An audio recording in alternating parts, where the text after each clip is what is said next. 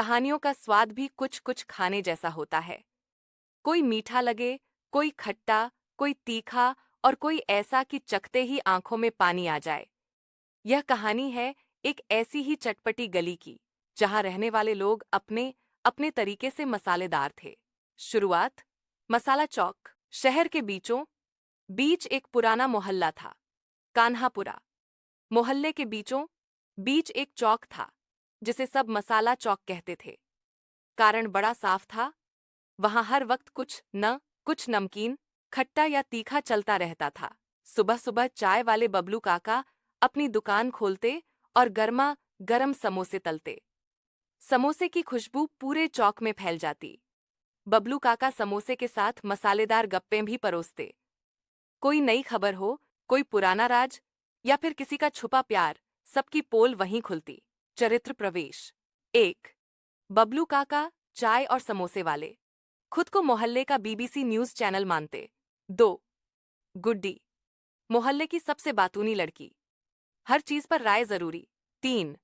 टिल्लू, वही लड़का जो हर वक्त हीरो बनने के सपने देखता। 4। रामखिलावन, मोहल्ले के सेठ जो हर चीज का हिसाब रखते। 5। फूलमती आंटी, गली की गॉसिप क्वीन, जिनके बिना कोई मसाला पूरा नहीं होता। मसालेदार रोजमर्रा। एक दिन सुबह सुबह गुड्डी दौड़ती हुई चौक पर आई।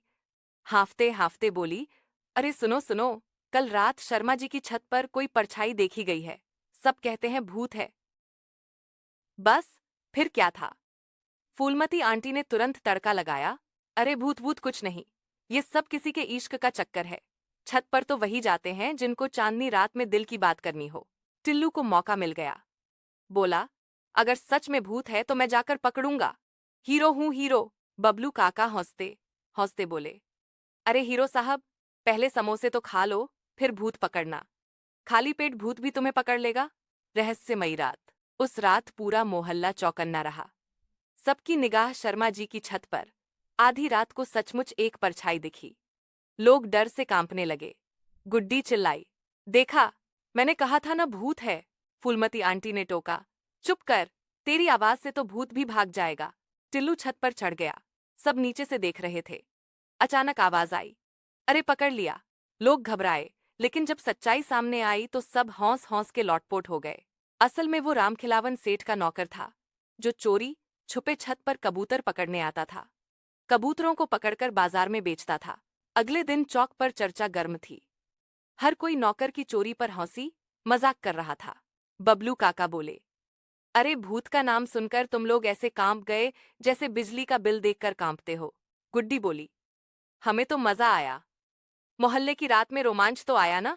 फूलमती आंटी ने तड़का लगाया, मैं तो कहती हूँ, इस मोहल्ले का नाम बदलकर चटपटी गली रख दो। रोज कुछ नया तमाशा होता है। कुछ दिन बाद चौक में नया किराएदार आया, रिंकू डीजे वाला। उसके पास बड़े बड़े स्पीकर थे और हर वक्त धूम धड़ाका मचाए रहता। गली वाले परेशान, लेकिन बच्चे और टिल्लू खुश। टिल्लू ने तो सोचा, अब तो मेरी हीरो वाली इमेज पक्की। उसने रिंकू से दोस्ती कर ली। रिंकू बोला, भाई, एक डीजे पार्टी रखते हैं मोहल्ले में, सबको नचाएंगे। फूलमती आंटी को खबर लगी तो तुरंत बोली, अरे ये डीजे म्यूजिक सब बिगाड़ देता है। लड़कियां नाचेंगी, लड़के देखेंगे, फिर मोहल्ले की इज्जत का क्या होगा। गुड्डी बोली, आंटी, आप तो ऐसे कह रही हैं जैसे आप कभी नाची ही न हो। पूरा चौक ठाकों से गूंज उठा। पार्टी का तड़का। आखिरकार रामखिलावन सेठ ने शर्त पर डीजे पार्टी की इजाजत दी। ठीक है, लेकिन आधी रात के बाद शोर नहीं होगा। पार्टी की रात मोहल्ला सचमुच झूम उठा। बच्चे नाचे, बूढ़े नाचे, यहाँ तक कि फूलमती आंटी भी थिरकने लगीं।